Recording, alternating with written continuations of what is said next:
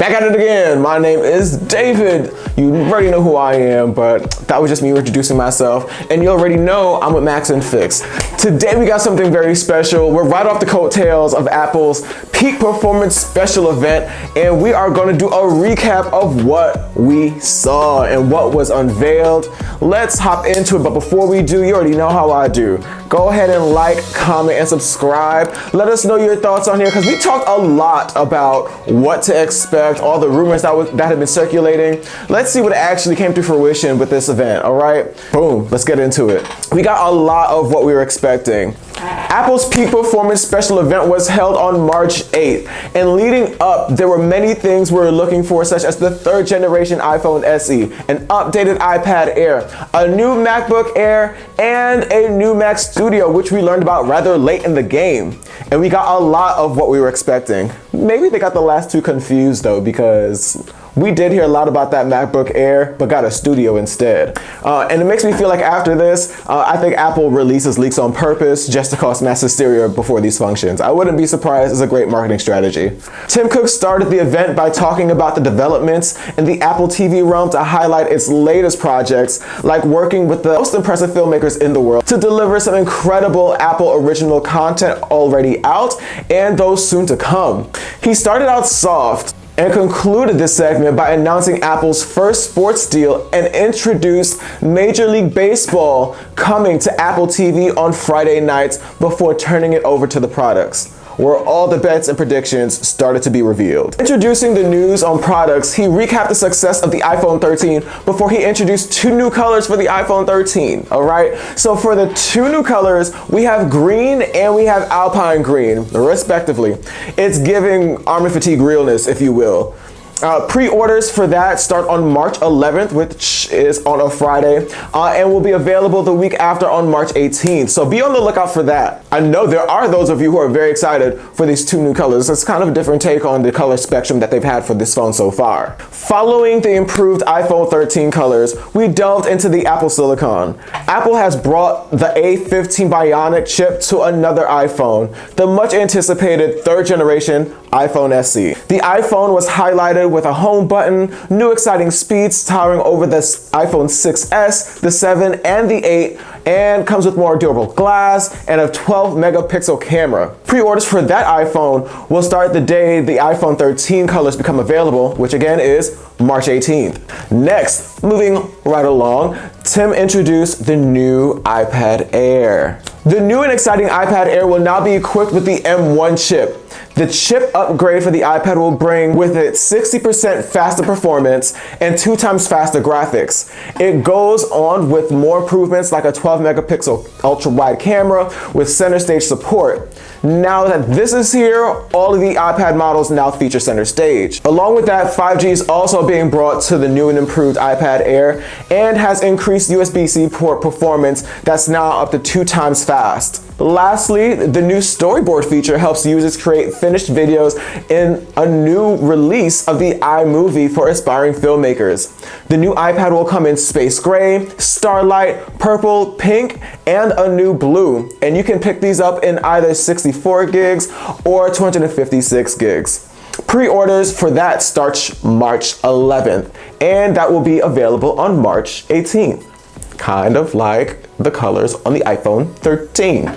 Next up, Tim Cook summarized the M1 releases thus far before introducing the next move in Apple's chipset, the M1 Ultra. Possible by what Apple calls Ultra Fusion, Tim Cook shares the M1 Max has a secret capability that works with a dual chip system.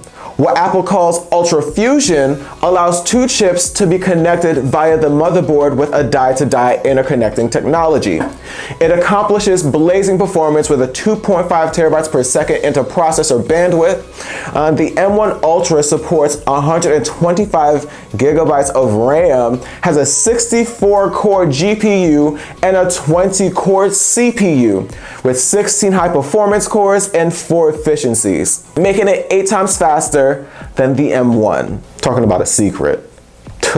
Where was that leak? Anyway, the new improvements that are giving us M1 Ultra will lead the industry performance per watt. Many are asking where this chip is going to be used. Well, they didn't hide that from us.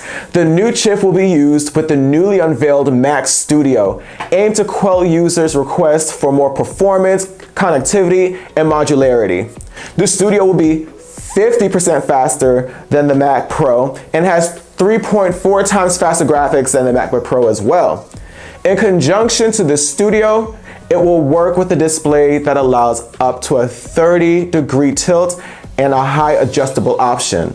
The display will have a VESA adapter option, 5K Retina display, True Tone, anti-reflective coating, and it will work on the A13 Bionic chip. Outside of these exciting specs, you can expect a 12 megapixel ultra-wide camera, center stage support, a 6-speaker system, and Dolby Atmos support. The Studio display has a 3 USB-C support with up to 10 gigabytes of speed. These are all exciting news. Peeking into Apple's ingenuity always puts me in awe, and we at Max and Fix look forward to testing out these new releases. There's been a lot in the rumor mill that could have been expected, but all the product releases and improvements are pretty much right on the money. The iPhone SE3, the iPad Air 5, I was misled to believe that we might see a MacBook Air, but that was swapped out and exchanged and replaced for the new Mac Studio, which comes with a punch of its own. Oh, and we can't forget the Mac Studio display, because they go hand in hand, right? But as my favorite part, I like to hear what tripped you up. Did you see what you were expecting? Let us know down below in the comments, because I know a lot of us were I don't know, I spoke to a number of people. I'm not gonna say a lot of folks, but I spoke to a number of people and they were looking forward to seeing that MacBook Air. There were a lot of rumors floating around about Apple releasing a new chip, which we did get, but people were calling it, the M2. These are the things that make me feel like Apple releases things on purpose. They kind of leave breadcrumbs for us to go out there and find. And then when we find them, a lot of it ends up being true, but then a lot of it ends up being, oh, you thought, but you were wrong. This is actually what we're doing. Kind of one of my favorite parts about Apple. You can think you know something about them and they kind of trip you up in a way that you weren't expecting. Keeps everyone on their toes. It's a great marketing tool to keep everyone excited, and it keeps everyone tuned in. I wouldn't be surprised if there's a small community of people who puts money and bets on these things. Think about it. We've heard rumors since the last Apple event about what's coming up about those products that were released back in late of 2021. Now, those products didn't necessarily get an upgrade for this event, but somewhere between the time you get to see, you start to see the conversation change about what's going to be new from those products that were just released to what's going to be coming up in this event here. The conversation kind of changes, and I feel like that works very well for Apple. They keep people engaged, they keep people in tuned, and on our toes to see what surprises are next. You gotta love it. Yesterday's event is definitely, the title fits it. The Peak Performance Special Event. Now, I do think that the way they worked up to the Mac Studio and the Mac Studio display was definitely the peak of their event yesterday, and I do feel like that's why the title was fitting. They started out small. They started out with something rather exciting. I'm not sure how many people use Apple TV or subscribe to Apple Television.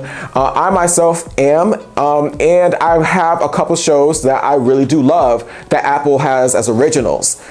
So to see him getting excited about that and him to further that, yeah, I'm excited about that. I do enjoy TV. I do enjoy a good show and a good storyline. And then from there, he kind of recapped what was just released. The iPhone 13, huge success. And with it being a huge success, he said, let's take this success a little bit further. Let's hop on the bandwagon with 2 more colors. So now you got the iPhones in green, and then you got the Pro in Alpine green. Boom, simple. Cut to the next. Now, the iPhone SE, that was in heavy rotation with the rumor mill that we expected. Kudos for Apple for the SE. It definitely serves this particular market. There are a lot of people, I have family members who just won't give in to an iPhone because they feel like they're super duper expensive. And I feel like for other people who feel that way, the SE is definitely, that's something, accessible, to you. If you don't want to shut out, for, if you want to shell out the money for an iPhone that may be starting at $800, going up to over $1,000, then this might be the one that's for you. They've improved it with speed, and I mean, just all around. I know a lot of people use the SE as an introduction to an Apple iPhone. Great place to start. Great place to start. Thank you, Apple, for releasing the SE. I can go home and I can talk to my family members and maybe coerce them into finally transitioning over so I don't get any more green bubbles, honey. I think I started to close and then I went in a little bit more. So like I said, if there's something that you were looking for and you didn't see it, go ahead and drop it below. But if you predicted this, if you are part of the community that's betting on what's gonna be released, let me know if you won those bets or not down in the comments. All right. May his peace be with you until we meet again. My name is David. I'm with Max and Fix, and I am out.